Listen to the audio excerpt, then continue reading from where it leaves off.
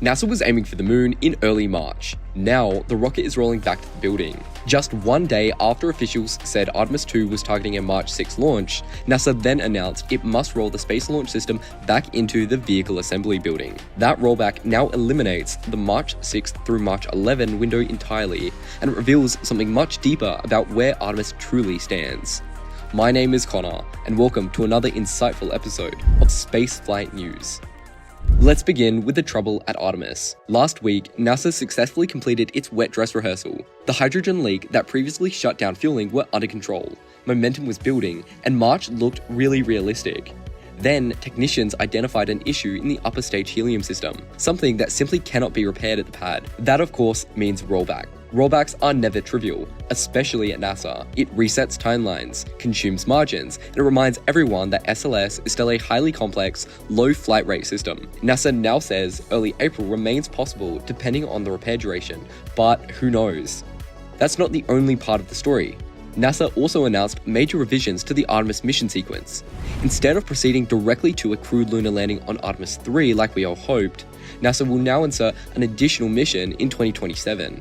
Orion will rendezvous and dock with lunar landers from Blue Origin and potentially SpaceX as well in low Earth orbit, and that mission will also get to test Axiom's next-generation lunar spacesuit. The first actual lunar landing will now shift to Artemis 4 in 2028, which of course is not what we all hoped. It's a significant architectural adjustment. NASA is choosing to validate lander integrations and suit systems in Earth orbit before committing to a lunar descent. It's a risk reduction strategy, one that likely reflects the accumulated friction we've seen across SLS, Starliner, and the broader program management. Speaking of Starliner, NASA also named Dana Hutchinson as the new manager of the Commercial Crew program, replacing Steve Stitch. The leadership change follows NASA's recent report identifying both technical and organizational failings in Starship's crewed test flight. Now, let's move from NASA's government systems to SpaceX's rapid iteration at Starbase. Starbase this week is clearly transitioning into what SpaceX calls the version 3 era of Starship. Booster 19 remains in Mega Bay 1 undergoing installation of its full 33 Raptor engines and the installation of the grid fin hardware. The pace suggests SpaceX is still targeting a March launch window for the debut of version 3. But the real milestone this week was Ship 39. Ship 39 is the first version 3 upper stage. It was rolled out and was mounted to the static fire stand for the first time this week. The stand has been freshly painted and reconfigured, and the rollout marks the first visible operation step for version 3 Starships. There are clear design refinements. The thermal protection system on the aft flap now uses smaller pinned tiles rather than more complex glued tiles, improving serviceability and likely reducing refurbishment time. More importantly, Ship 39 is undergoing advanced structural load testing before cryogenic proof testing. At Macy's, new hardware has been installed to twist and load the forward and aft flaps using pulleys and actuator systems, simulating the aerodynamic forces that are experienced during re-entry. Additional squeezing mechanisms are being used to simulate the inward forces of tower catch arms on the payload bay section. This is unknowingly significant. Unlike the booster, Starship's catch points sit on the unpressurized payload bay, which lacks the inherent rigidity of the tank section. SpaceX is validating whether that structure can even survive repeated catch operations. That tells us something huge. This system must be designed for endless repeatability, and all of these edge cases need to be taken into account. Meanwhile, the CRS-33 Dragon cargo spacecraft returned to Earth after spending 6 months at the International Space Station. Normally, cargo missions like this stay about a month. This one remained to demonstrate Dragon's reliability to reboost station orbit. That capability matters more as the ISS ages and as commercial space stations begin to take shape. Now let's shift towards military space and launch providers. The Space Force released a request for information seeking concepts for in-spacecraft refueling systems that could be operational by 2030. This is not about demonstrations. The language used in the document suggests broader interest in architecture of refuelable spacecrafts.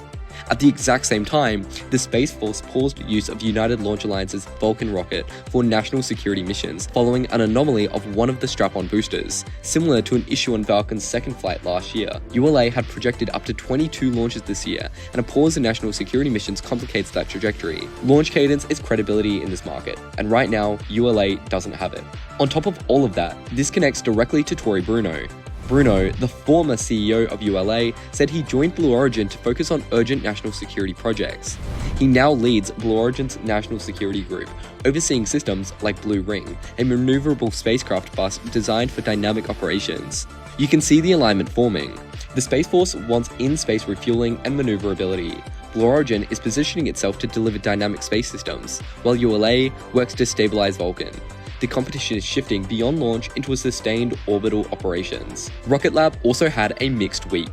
The company pushed the first launch of its Neutron rocket to at least the fourth quarter of this year after a composite propellant tank ruptured during testing. The failure was traced to a manufacturing deficit. Rocket Lab is now producing a replacement tank using automated processes instead of hand-laid composite systems, and they're making minor design refinements every day.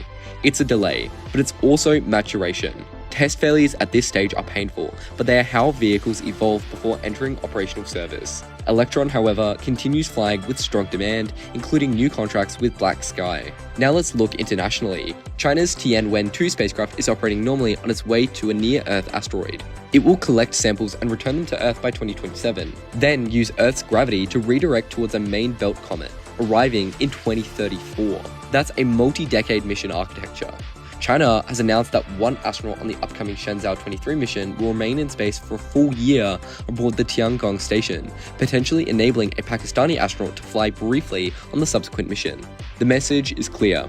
China is expanding both mission duration and international participation. Finally, one small but telling story. Lambda Vision, a company developing artificial retinas in microgravity, has booked a payload space aboard Starlab, a commercial space station under development. Starlab just completed its commercial critical design review. This is what the post-ISS economy looks like in the early stages. Specialized manufacturing companies reserving space before the station even exists. This week once again reflected SpaceX's absolute dominance in the launch market. 4 Starlink launches took place, 2 on February 25, 2 on February 25th from Cape Canaveral and Vandenberg, 1 on February 27th from Cape Canaveral, and 1 on March 1st from Vandenberg, continuing the steady expansion of the constellation, which now exceeds 6,000 active satellites in orbit. The only other launch this week was Rocket Lab's Electron from Wallops Flight Facility in Virginia, carrying a scramjet-powered hypersonic vehicle developed by an Australian company, Hypersonics. This week wasn't defined by a single breakthrough, it was defined by realignment, pauses, and reflection. NASA is recalibrating Artemis, SpaceX is industrializing version 3, and the Space Force is preparing for a refuelable space operation, with launch providers stabilizing new vehicles. China is still extending its long-term trajectory, and commercial stations quietly move from concepts towards reality. Spaceflight isn't slowing, it's sorting itself into who can execute repeatedly and who is still building towards that capability. And very soon, we'll be publishing a dedicated deep dive into the entire Artemis program, its delays, its architectural changes, and what the current plan really means. I'll see you in the next episode of Spaceflight News. Bye.